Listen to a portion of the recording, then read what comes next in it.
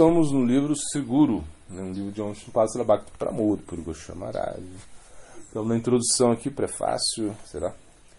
Por Om Shinpasala Bhakti Vibhuti Bodhani Goswami Maharaj. Ele fala, a palavra védica, tattva, significa verdade absoluta ou eterna. Como as escrituras védicas afirmam, Krishna é a personificação da verdade eterna e absoluta. Então, ele está explicando que Guru significa o quê? Espírito. Assim, espírito. Podemos concluir que, claro, como o sânscrito, né, tem muitos significados, acho que um desses é espírito. Né, ou Brahman, como o próprio Bhaktisiddhanta falava, Brahman. O Brahman que anda, o Brahman que está no mundo. Né? Ou seja, o espírito, a personificação de Krishna que está no mundo material. Isso é o Guru. Né? Então a gente pode entender o quê? Que o professor espiritual, ou seja, Sri Guru, e Krishna, eles são iguais. Né? Não tem diferença. Né? A gente já viu isso, né? Vocês são iguais aí, mas são diferentes também. Né? A gente já até falou isso, que esse tato, né, essa verdade, é muito difícil você entender isso, porque a tinta é Beda tato. É igual e é diferente ao mesmo tempo. Isso é meio inconcebível para a gente. Mas é assim que funciona a nossa filosofia. Em relação ao Guru, né, você entende que ele é Krishna, mas não é Krishna, né? Ele é igual a Krishna, diferente de Krishna, ao mesmo tempo. Isso é inconcebível. Ou seja, por quê? Ele está te dando Krishna, mas ao mesmo tempo ele pode ser influenciado pela energia de Maya. Né? Não é só que o Guru vai ficar em Maya, vai lá ficar, sei lá, na churrascaria, um Guru na churrascaria. Não é isso. É que o Guru, ele fica doente, ele fica velho, né? Você vê, né? Assim, mas você não pode ver o corpo dele, né, como material. Isso é muito difícil, né? Você ver o seu Guru, sei lá, tem 90 anos, 100 anos, não sei. Ou a idade que seja. Aí você vê ele, né, doente, você vê ele, né, o corpo dele ali, né, apresentando esses sintomas de degradação, né, porque o corpo se degrada. E como, por exemplo, eu lembro quando o Swami Maharaj Prabhupada, ele fala, né, para os seus discípulos estavam como lamentando do estado dele, né, que ele ficou doente, enfim. E o Swami Maharaj Prabhupada, ele dizia, olha, vai acontecer com vocês também, vai acontecer. Foi isso que ele falou, né? Ele me marcou, né? Eu fiquei com isso na minha mente. Vai acontecer com todo mundo, né? Ou seja, a doença, ou seja, na verdade não só a doença, mas essa decrepitude do corpo. O corpo vai se desgastando, né? Ou seja, não tem como, né? Você pode fazer o que você quiser, entendeu? Você pode seguir o Ayurveda ao pé da letra, você pode, sei lá, faz o que você quiser. Você vê esses chinesinhos aí, assim, chinesinhos assim que parece que são eternos, né? Estão lá assim, né? O cara tem 90, 100 anos, você vê o cara todo retinho, porque, sei lá, cuidou do corpo, fez Tai Chi Chuan, fez não sei o que, mexeu o corpo de uma maneira muito inteligente, mas ao final ele vai, né? Eu lembro como esse dia me mandaram, né, as pessoas às vezes me mandam umas coisas assim, interessantes. Um velhinho, né, que era, acho que um dos homens mais velhos do mundo, não sei, ele era na Índia, ele fazia yoga, né, fazia yoga, 120, mais de 120, eu não sei quantos anos, mas assim. E aí o presidente da Índia foi recebê-lo, né, assim, fizeram era um evento que fizeram para isso, né? Ele entrou lá com a calça de yoga, né? Assim, veio assim como andando assim daquele jeitinho assim de velhinho mesmo, né? Foi lá, aí fez uma postura, não sei, uma coisa assim, todo mundo bateu palma, o presidente deu para ele uma medalha, uma coisa assim. Imagina esse yoga, bom, que ele praticava yoga, né? Claro. Imagina como ele cuidou do seu corpo, né? Imagina ele deve ter tido uma disciplina, né, que a gente nunca vai ter, né, para yoga, né? A gente faz assim uma yoga aí e tal. Eu posso fazer yoga todo dia, mas é aquela yoga assim meio, né, meia boca, né, como se fala, não é que você fez a yoga, né? A yoga. Não, você não se dedica a isso para começar, né? No nosso caso a gente é Bhakti Yoga, né? Não é Hatha Yoga, minha Ashtanga Yoga, mas a gente gosta, enfim. Mas não é que a gente está nisso, assim. Mas mesmo assim, ele vivendo nisso, né? Ele chega um momento que ele viveu isso, mas chegou um momento que aconteceu o quê? O corpo dele decaiu. Não tem jeito. Você não tem jeito de você manter o seu corpo, né? Então, por isso, até com o mestre espiritual, a gente entende que vai acontecer com todo mundo, né? Ou seja, a morte, né? A morte. É uma fila de espera, né? Uma hora vai chegar você. Pode ter certeza. Vai chegar a sua vez. Você não pode escapar assim. Agora, claro, um Vaishnava, ele não morre, mas ele muda de corpo, né? Ele muda de corpo. Então essa ideia, né, que realmente o Guru é o quê? É um espírito vivo, ou seja, é uma presença na nossa vida. Guruji é essa presença, né?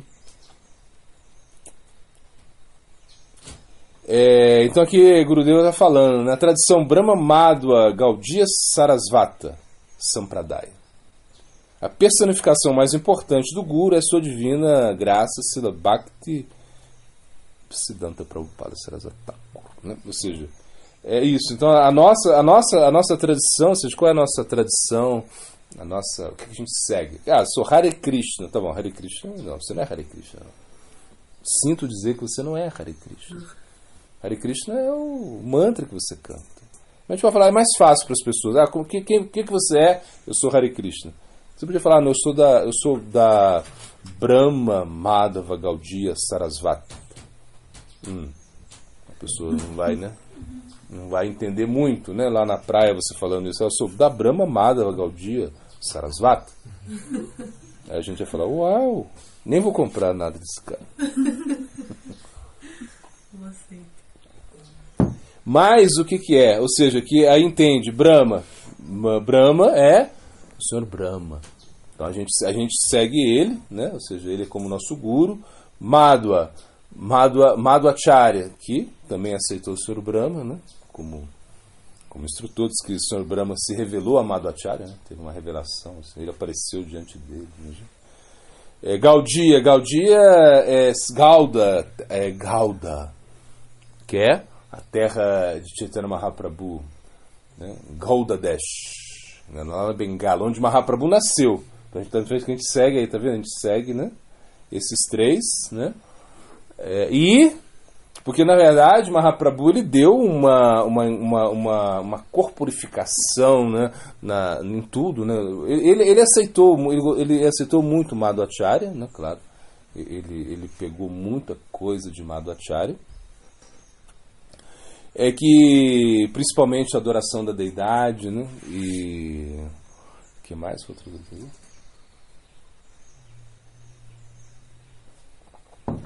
Acho que esse conceito, né? Que bom, vou ficar especulando por um dia. Ver o que ele pegou, vamos pesquisar aqui o que ele pegou. Eu lembro da adoração da deidade foi isso, né? Que ele pegou duas coisas de cada Sampradaya, né? De Ramanuja, Markacharya, enfim, mais de Madhu ele pegou a adoração da deidade e eu me esqueci, mas tudo bem. Eu acho que esse conceito, né, de que é igual e diferente, né? Acho que é isso. Mas enfim, depois a gente vai procurar, não vou ficar especulando. E na realidade, o Mahaprabhu ele deu essa contribuição mais assim significativa foi o quê? A Chintya. Ele botou, porque a nossa filosofia Bheda, ou seja, que é igual e diferente, ou seja, porque Shankaracharya ele falava, né? O mundo é falso, só existe Brahman. Brahman é o único, né? O mundo é falso, só existe o espírito, né? Não existe mais nada disso, tudo é Brahman, né? Entretanto, Madhvacharya, bom, antes era Manujacharya também, mas Madhvacharya ele colocou, não, na realidade é Krishna, ele é esse conceito assim do dualismo, né? Assim, muito, muito forte. Mas Mahaprabhu botou a tinta, ou seja, esse inconcebível, a gente não vai conseguir entender. E Prabhupada Bhaktisiddhanta, que foi realmente a personalidade que, né, apresentou, né? Ou seja, que colocou em prática tudo aquilo que Bhaktivinoda Thakur desejava. Imagina, Bhaktivinoda Thakur escreveu mais de 100 livros, né? Bhaktivinoda Thakur, ele também descobriu os locais de nascimento de Chaitanya Mahaprabhu, né? A gente até via esses dias, né? Porque muitas pessoas ficaram meio assim chateadas, né? Quando o Bhaktivinoda Thakur foi considerado o 7º Goswami. Eles falaram, poxa, mas por quê? Tem tanta gente boa aí, né? Por que Bhaktivinoda Thakur? Né? Então, mais ou menos isso. Assim, não é que isso, mais ou menos. Ou seja, tenta Vishwanath Thakur, enfim, tem vários. Narottam Das Thakur, vai citar vários assim, Vaishnavas, né? E por que Bhaktivinoda Thakur, o 7º Goswami? Por que isso? Por que isso? Porque ele escreveu muitos livros, além disso, ele também descobriu, né, o local de nascimento de Chaitanya Mahaprabhu, ele descobriu os locais de passatempo de Mahaprabhu, então o 7º Goswami, né? Tá certo, né? E na realidade a gente tem que entender, né, esse conceito, né, do que a gente, ou seja, o que a gente segue mesmo, né? Você precisa saber o que a gente segue. A gente segue essa linha que é muito genuína, né? Então você tem que se orgulhar, né, de ser seguidor da Brahma Madhva Gaudiya Sarasvati. Na verdade, Sarasvati Thakur, você tem que, ou mesmo, tem gente que fala o Parivar, né, Bhaktivinoda Parivar, porque também isso foi quando o Prabhupada Bhaktisiddhanta era o que ele respondia, né? Quando as pessoas perguntavam, qual é o seu Parivar, né? Qual é a sua família, né? Qual é a sua linhagem, né? Aí ele falou sem hesitar, né? Ele falou, Bhaktivinoda Parivar, né? Porque tem o Gadadhara Parivar, Nityananda Parivar, né? Vai. Mas o que acontece? Acontece quando você vai, quando você está ali, as pessoas perguntam, qual é o seu Parivar? Aí você fala, Bhaktivinoda Parivar. Ou aí, no caso, você pode falar, né, Sarasvata Parivar. Ou seja, nós somos seguidores de Prabhupada Bhaktisiddhanta. Isso é uma coisa assim, a gente pensa assim, não, tá ótimo, Prabhupada Bhaktisiddhanta é Deus na Terra. Ou seja, a gente não tem nenhuma dúvida, né, que ele é a corporificação aí dos ensinamentos de Chaitanya Mahaprabhu, né?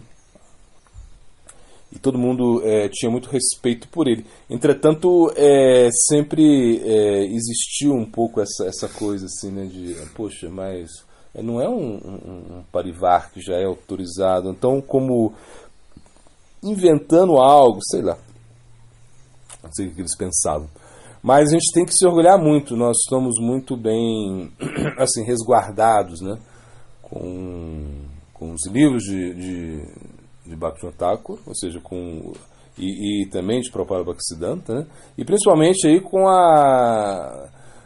a determinação de Prabhupada Bhaktisiddhanta em estabelecer o Daiva Varnashma, ou seja, esse Varnashma divino. Imagina. Porque na verdade essa era a ideia dele, né?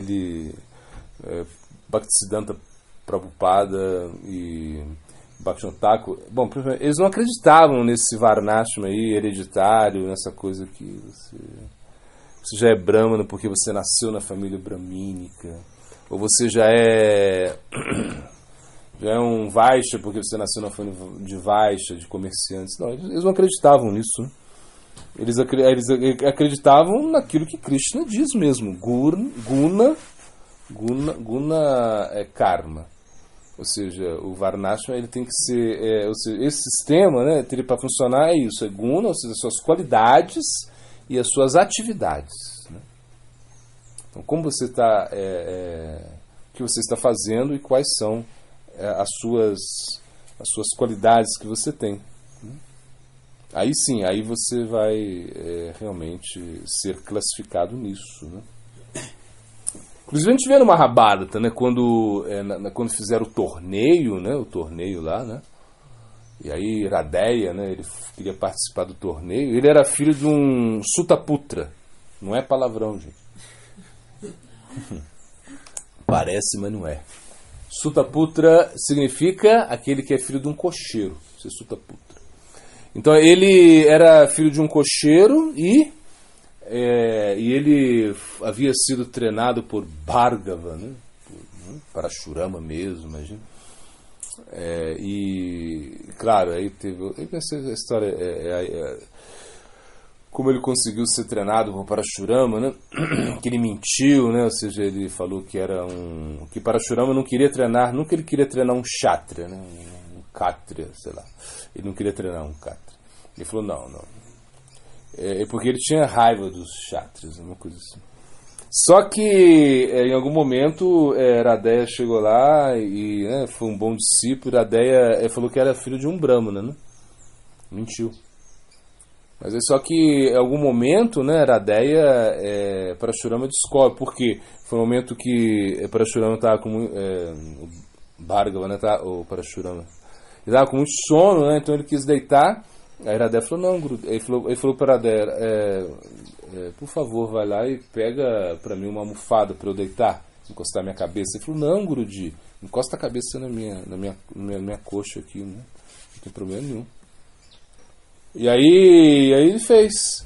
Só que aí veio um bichão grandão aí, tipo um percevejo, eu não sei que bicho é, ele começou a comer a perna de Radeya. Assim. Mas Radeya, ele não queria que o sangue, ou seja, começou a sair sangue, né?